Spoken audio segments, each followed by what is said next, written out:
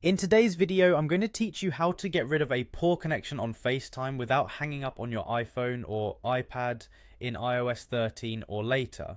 Dealing with connectivity issues during a FaceTime call can be incredibly frustrating, especially when you're in the middle of an important conversation. Fortunately, there are some straightforward strategies you can employ to improve your connection without needing to hang up. Let's explore each of these methods to help you maintain a smoother call experience. When you notice your FaceTime connection lagging or dropping signal, the first thing to consider is your physical location. Simply moving to an area with a stronger signal can make a big difference. If you're using Wi-Fi, moving closer to your router might help. Alternatively, if you are on cellular data, try moving to a spot where your signal strength is higher. These simple adjustments in position can potentially boost your connection quality significantly. Another effective approach is switching between Wi-Fi and cellular data. This might seem basic, but it's a handy trick when connectivity issues arise.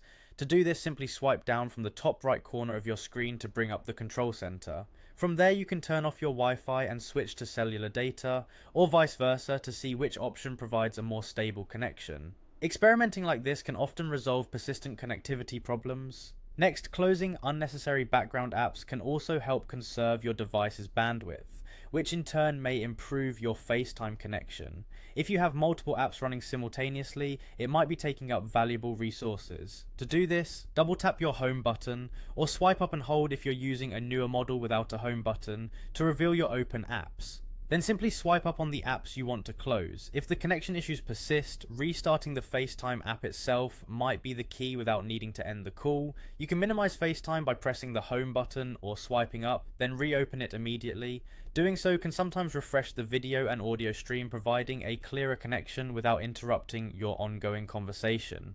This quick restart doesn't hang up your call and could help smooth out a spotty connection. That's it. By following these steps, you can often overcome poor connection issues on FaceTime without having to drop the call. Remember, maintaining a strong connection relies heavily on both the strength of your Wi-Fi or cellular data and the amount of bandwidth you have available, so make sure to adjust whenever you experience issues. Keep these tips handy for the next time you find yourself struggling with a poor FaceTime connection, and continue to enjoy seamless video calls with your friends and family.